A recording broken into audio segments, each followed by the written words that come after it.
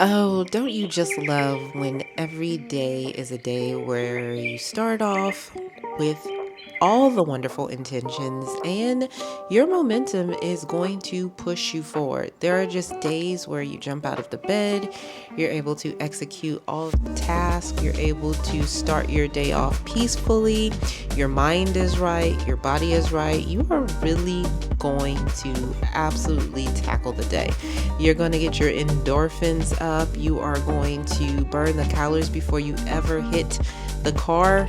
Your commute is beautiful. The smoothie is filtered. There is no traffic on your way to work. It is going to be a day where motivation is simply not necessary because you're going to conquer the world. But then there are those days where you're absolutely unmotivated to do anything. Doesn't matter after you pour the coffee, doesn't matter after you get your robe on and hit the computer. You're just simply not motivated to do anything. How do you create a system and routines where you stay motivated?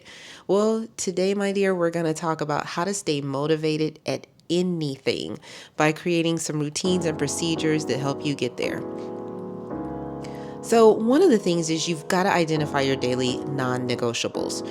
If you can just pick one, just one daily non negotiable, for me, every day has to start with God. And that may not be your one daily non negotiable, but I find when I start my day off in prayer or meditation or purposefully diving into the Word of God, I'm just ultimately in a better place. It grounds me, it helps me stay motivated, it helps me get out of whatever the rut is that I'm in. You may want to grab a book, and this one here I'm reading is Atomic Habits, but something that's going to pour back into you where you're able to stay motivated the things you're doing. Sometimes you just need to grab your pet and give them some love because they can get you out of pretty much any rut or move that you're in. Your daily non-negotiable may be absolutely the things that you put into your body, something nutritious and healthy. Your daily non-negotiable can be something that makes you feel good and luxurious. Maybe it's your favorite fragrances or a body oil.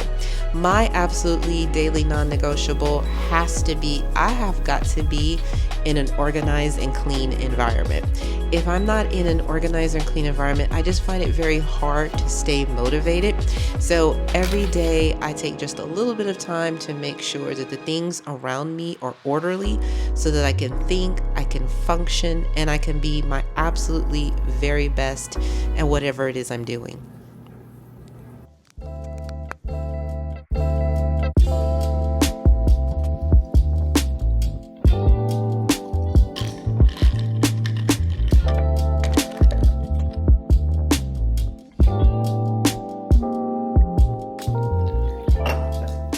And so, one of the things that I have definitely honed in on as I have gotten older and just a lot more laid back and relaxed is the time from when I get home from work. What that looks like for me. Is it full of commitments that I don't want to be doing? I also have a rule that I do not bring work home. It is a very rare occasion if I'm actually bringing home work. I can't think of the last time I actually did do this. I actually do have some stuff in my backpack that I need to look at. So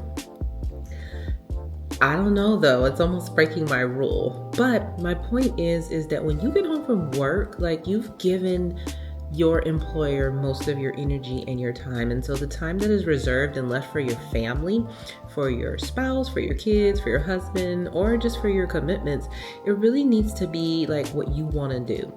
So I'm in a sorority and I'm fairly active in the sorority, and so there's lots of opportunities to volunteer, lots of opportunities to do community service, and so there is one particular component of community service that I lead, and I like to lead that. But there are other things I don't want to do. And it's not because I don't care. It's not because I don't love the organization. It's because I value my personal and my me time. And I have carved out what I'm willing to be committed to. And I'm not willing to go above and beyond my personal piece in order to stay balanced. I'm going to tell you something that has to be said. Make yourself a priority. Look, one of the things about taking care of yourself and doing the things that you need to do is knowing what makes you happy, whether it's getting your hair done or your nails done or just taking a quick stroll outside. One of the things is when you have wellness, you're able to actually focus on outside of yourself and motivation comes a lot easier. I'm going to say it again. If you do not take care of yourself and do not devote some wellness to your mental and physical well-being, you're not really going to be motivated to do anything. So whether it is taking a little bit more of pride in your personal appearance, or it is filling your house with the things that are going to please your aesthetics, I would strongly encourage you to start here with motivation if you are truly lacking. Whether it's closing your evening on a Kindle or reading and catching up on the latest news, find some time to pour into you.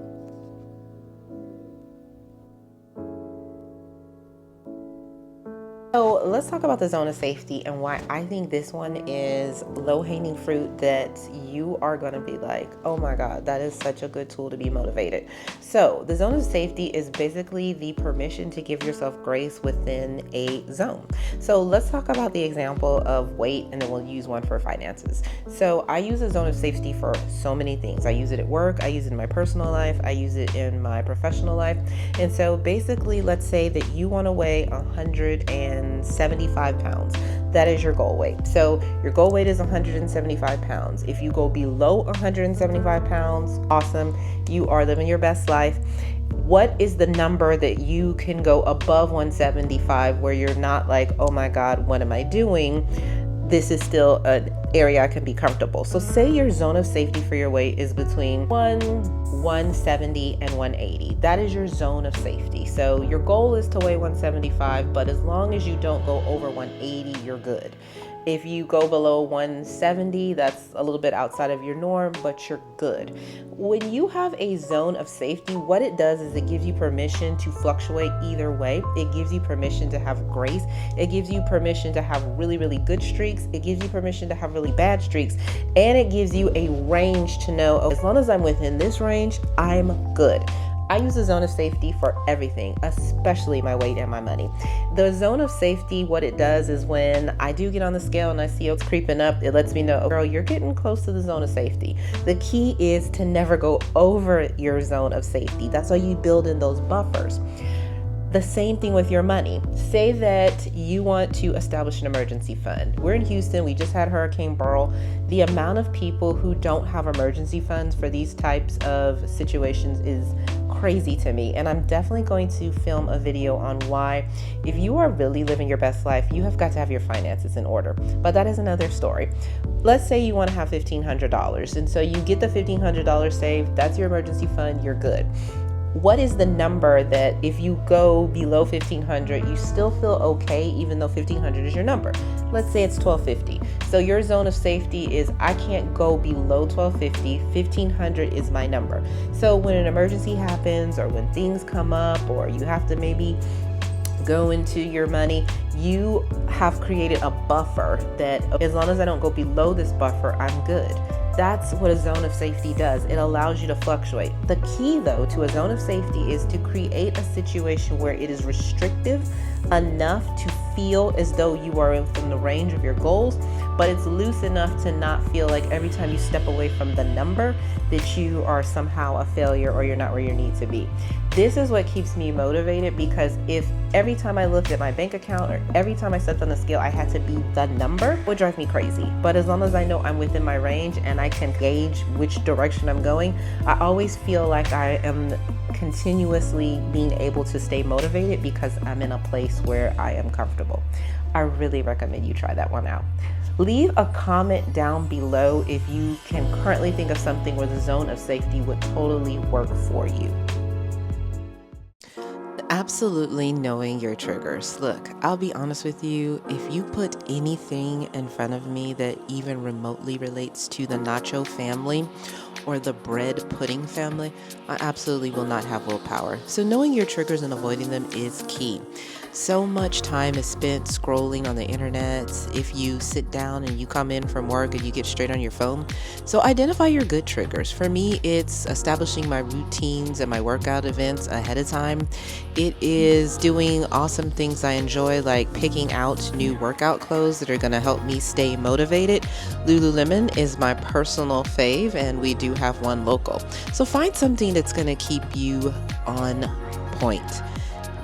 The other thing is not over planning. Look, I will actually link a video that I did earlier this year about how people romanticize the idea of planning and staying in planning versus actually getting up and doing their task. It is so easy to make plan after plan after plan, especially when you're unmotivated, instead of actually executing. So, we've talked about several tips. When you are planning, make it simple.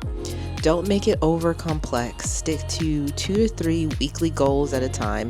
And for your day, you may want to just have one daily goal.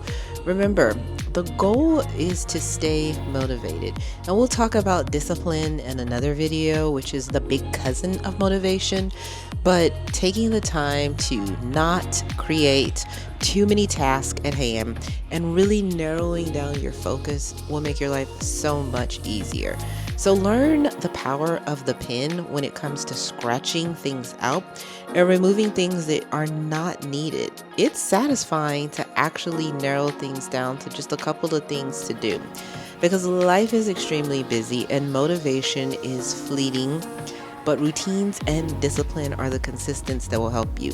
So remember to smell the flowers that life has presented you, and getting motivated to do the things you wanted to do should always be rooted in one thing, and that is the joy and the happiness of your family and the things that bring you peace, support your passion, and bring you fulfillment. Anything else isn't necessary.